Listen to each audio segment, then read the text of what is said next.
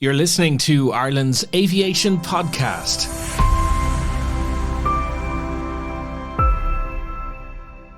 Kinsale's inaugural aviation festival, established to promote Ireland's rich and extensive aviation history, will take place on Saturday and Sunday, November 27th and 28th, 2021. The event is being organised by the Flying Poet Aviation Café and Bookshop in Kinsale and is supported by the Irish Historic Flight Foundation, Goodbody Stockbrokers and Avolon.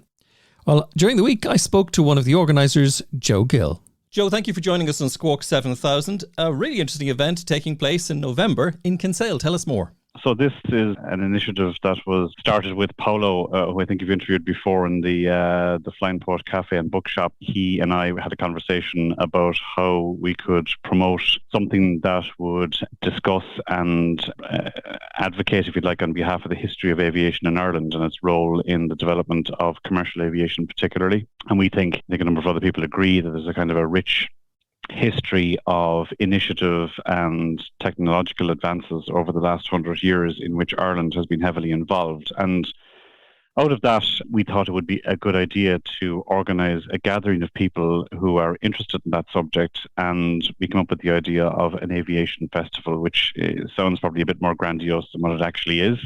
The intention is to have a kind of a 2-hour session on November 27th on a Saturday afternoon in Kinsale in the Yacht Club, where we will have a number of presentations on the history of aviation in Ireland and what's going on in aviation today and looking into the future. And then the delegates will disperse to a number of bars and restaurants in Kinsale, which, as you know, is the culinary capital of Ireland, have a social evening there. And the following day, there's going to be a get-together in Paolo's Café for anybody who can turn up. There's a number of aviation-themed books, models, memorabilia, and so on available at that venue on the day. So it's literally a 24-hour event. We launched it earlier this week. We've had a very strong response to it so far. We can kind of handle about 100 delegates in the Kinsale Yacht Club for the event, and we already have about 50 tickets sold, so it's going quite well. I think if it allows people to share their views and have debates about the role that Ireland has played in the aviation industry, and then looking forward what type of a role it could play in the future, they would be very good outcomes. So it'll come down to the type of people who attend and contribute to it. Got a number of elements in the festival that hopefully will stimulate some of that debate. So there's going to be a presentation explaining how Ireland has played a key role in the history of commercial aviation going right back to 1919 and onwards in a number of breakthrough flights, political decisions, the development of the aircraft leasing industry in Ireland and so forth, but also looking forward. So, for example, one of the kind of mega themes in aviation at the moment is the whole area of electric vertical takeoff and landing air taxis. There's a huge amount of capital being deployed behind that. It's playing into the whole theme of sustainable aviation, and the third largest aircraft leasing company in the world, Avolon, is sponsoring this festival, and they have ordered 500 of these air taxis, and the project leader of that is going to attend the festival and explain to the delegates what that's all about, because it sounds a little bit like science fiction, but actually it's probably far more proximate than we envisage. And we have a couple of other content items in the festival that we'll be revealing over the coming weeks that should make it even more interesting. You were writing recently in the Sunday Business Post about the recovery of Irish aviation. Are you optimistic? I'm optimistic about the industry recovering, and I think there's still a few dice rolling around as to whether Ireland is going to fully participate in that recovery, and the success or not of that will depend on, I think, the way that the Irish government and civil service engages with the industry to help us recover. We have a unique reliance on air transport to connect our economy to the world, whether it's the diaspora, foreign direct investment, or indigenous companies marketing their products and services abroad.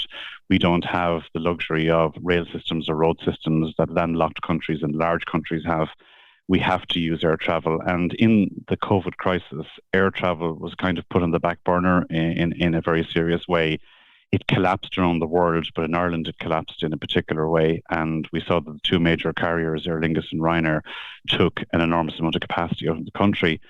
And it's going to be slow to rehabilitate that, because countries around the world all recognise the role of air transport, and what they're doing is asking airports in those countries to compete for traffic.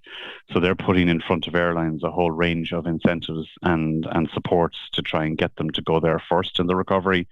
And if Ireland isn't willing to get involved in that highly competitive environment, then we may lose that recovery in traffic. So if you look at the two big airlines, Aer Lingus is uniquely exposed to travel in and out of Ireland. It doesn't have any other endpoints for its flights, really. And it's entirely dependent on Irish airports, the Irish government being able to drive a recovery. Then that's compounded by the fact that the Atlantic has been much slower to open up than the short-haul markets in Europe.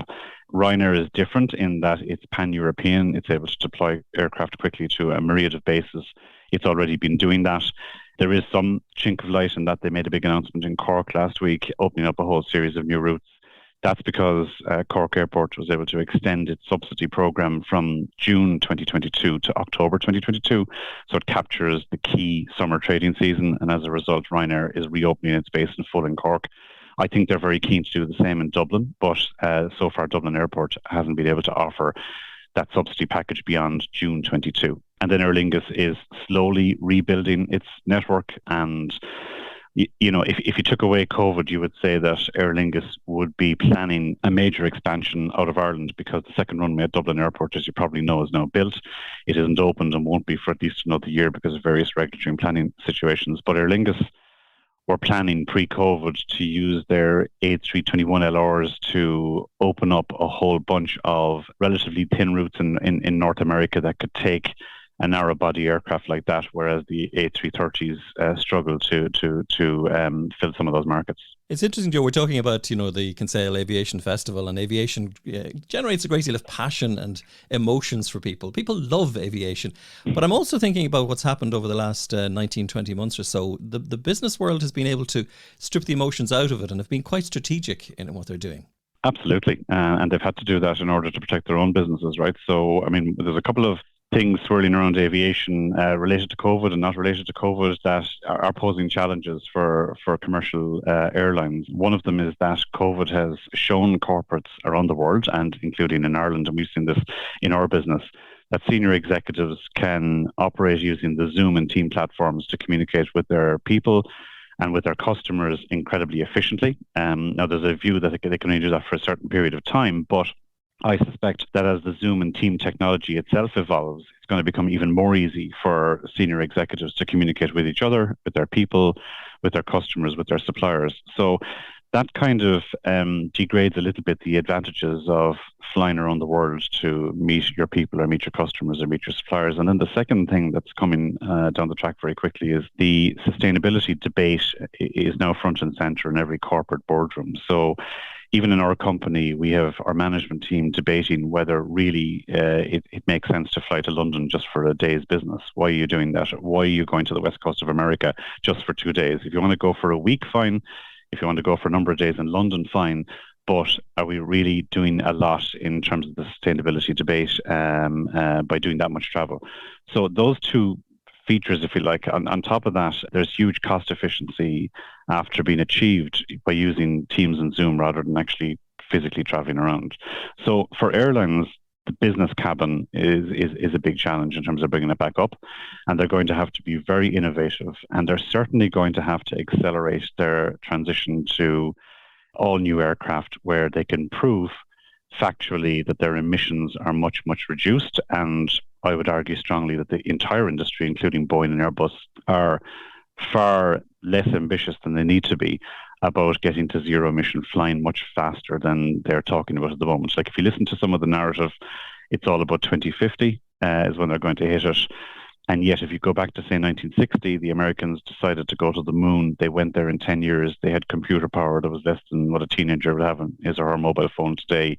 If you go back to the 40s, you may remember a guy called Juan Treep was the chief executive of Pan American for decades, and that was the world's largest airlines. He actively hustles the manufacturers to introduce jet aircraft that could carry people at 35,000 feet across oceans. And that was at a time when they were operating propeller aircraft that really couldn't cross the Atlantic, right? So in 10 years, they went from propellers to intercontinental jet traffic at 35,000 feet at 500 miles an hour. So I'm arguing that the industry today should be told we need to have zero emission flight within 10 to 15 years. And if you don't give it to us, we're going to either like whip you with kind of taxes that'll punish you, or we'll incentivize you to advance your R&D. But we need to get this solved, because if you can solve the emission issue for transport, you can then bring back the whole reason why air travel makes sense, right? And air travel is a proven economic enabler. So if you look at the developing world, for example, particularly large parts of Asia, it's defined geographically by a whole load of islands rather than big land masses.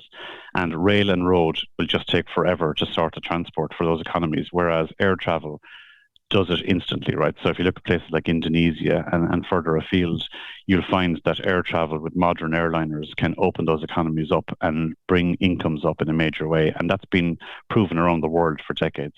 So we need to get back to advocating why air transport is a hugely positive thing for the global economy, whereas right now, you keep hearing, air transport's a problem for the economy because it's damaging the climate. And that's just, I think, a false narrative in my mind. We'll be back with more after this short break. What about, we hear stories of potential labour shortage as well in aviation, and yet at the same time we have a lot of pilots who've been furloughed. Yeah, I just don't buy the idea that there's labour shortages in the airline industry right now. There's a lot of airlines that if they haven't collapsed, they've contracted in a major way and they're not going back to where they were for a long, long time, quite a few of them. A number of airlines came into the COVID crisis financially impaired. They had poor balance sheets. They were already losing money. COVID has absolutely hammered them. There are a number of governments around the world that are putting capital into their state airlines to keep them going, and that's understandable. But if you then look at each of those airlines and say, well, what scale have you now compared to, say, 2019? They're probably at 50% or less in terms of scale. They are planning to grow into 22 and 23, but in aggregate, I don't think they're going back up to 100% until well into sort of 24, 25 at the earliest. So if you think about that then in terms of pilots and cabin crew and service staff and the rest of it, there's a lot of people out there who I think are looking for jobs, and the experience of some of the growth airlines such as Wizz Air, Ryanair, is that there's a heavy flow of CVs and applications coming in for the jobs they're advertising currently. Joe, on another topic altogether, you're also involved with the historic flight. What was your original interest in aviation? When did it cross your radar? Probably when I was around 13. So I grew up in Cork in a suburb called Bishopstown, and my house is on about 5 miles on the centre line of runway 17. Yeah. So I developed a kind of a real interest in it that time as part of an aviation enthusiast club in Cork. My first foreign holiday was to go to London Heathrow Airport for a week. And I went to the airport for a week. So I stayed in a local bed and breakfast, went up to the Queen Elizabeth building roof every morning for 8 hours, logged as many aircraft as I could, and then went to the Greenham Common Air Show on the Saturday and Sunday before I flew back home. So that was my idea of a dream holiday back then. I would have liked to have been a pilot, but at the time, eyesight didn't work for the Aer Lingus cadet programs. So I couldn't go down that route. So I went off and went into business and worked in the food industry and ended up in kind of investment banking after that for a period of time. But about 2002, I got an opportunity to manage a research team with my current employer, Goodbody. And at the time, they had nobody covering the low-cost airlines in Europe on the research side. So I said I'd like to take that on. So I did then. And as a result of that, I just got more and more involved in airlines and aircraft leasing companies. So we would have been managing the stock market flotation of Aer Lingus in 2006. And then I would have worked with Ryanair for a year. And then I was involved in advising IAG on the purchase of Aer Lingus back in 2015. I've been working with the aircraft leasing companies, and we helped set up an aircraft leasing company called Airborne Capital about 3 years ago. So through business, I found my way back into something I really have a lot of time for. And the Historic Flight Foundation, so Mick Hickey is the chairman of that. It was set up about, must be 10 years ago now, and heavily supported by the Irish Aviation Authority, and Eamon Brennan in the IAA was a huge supporter for us. But we assembled a fleet of aircraft that are flying. They're Chipmunks, and there's a Boeing Stearman in it, and we've just got a Cessna 172 from the Irish Air Corps. So that's the kind of fleet, if you like. And then we were looking for a home for the foundation. We haven't achieved that yet. It's hard to do these things. Like, there's very little money around for it. But back around 2018 or 17, myself and Mick were aware that an aviation enthusiast in Switzerland had assembled a huge cache of memorabilia related to Irish aviation history. We discovered that he was putting it up for sale. So myself and Mick flew out to Zurich one Friday night, and we met him for dinner, and the following day we spent the day in his house, where his entire top floor was full of this memorabilia. And we worked our way through it, and we bought a significant amount of it. and we brought it back to Dublin, and it's been stored in the headquarters of the Irish Aviation Authority at the moment. But in that, we have unique memorabilia related to the 1919 Vickers Vimy flight, the Alcock and Brown flight. So we have part of the wing, we have signed letters, we have unique photographs, we have maps that were used by the pilots on the Bremen flight in 1928. We have Amelia Earhart from 1932 when she came into Derry. We have a lot of stuff to do with Foynes, the flying boat base when it was there in the 1930s. And so on and so forth. We have a huge trove of Aer Lingus memorabilia going right back to its beginnings. So all of that is in an archive that we're looking to find a permanent home for. And I know recently one of our board members, Hugh Flynn, has agreed with Foynes Museum to showcase some of it there. We're going to showcase some of the items at the festival in Kinsale as well.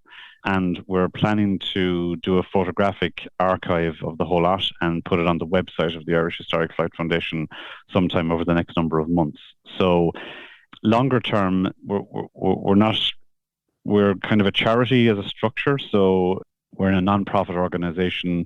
We need funding, particularly if the fleet's going to get back up in the air in the summer of 22. We've been very well supported by the likes of Boeing and some of the aviation companies in Ireland, but it's an ongoing challenge for us to keep the funding going. So our chairman is going to speak at the festival about what the IHFF is all about and how it plans to develop into the future.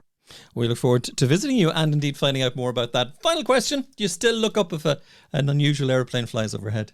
Oh, I do a lot more than that. I have the app. I live near Cork at the weekends, and my wife is sick in the face from me identifying what's flying overhead at 35,000 feet in the middle of the morning between North America and the Middle East in particular.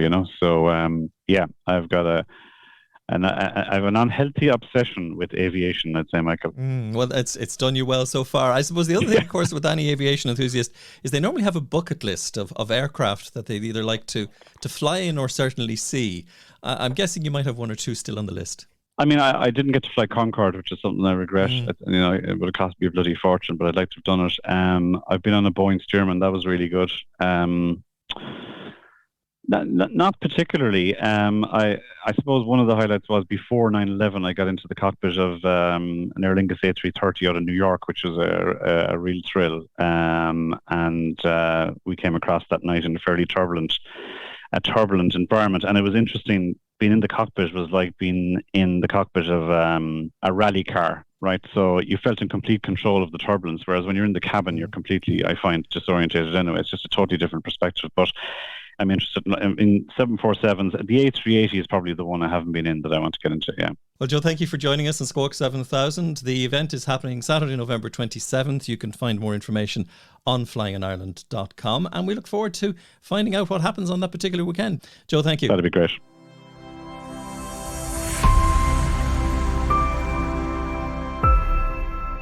To get the news first, subscribe now to Squawk 7000 on your favourite podcast platform.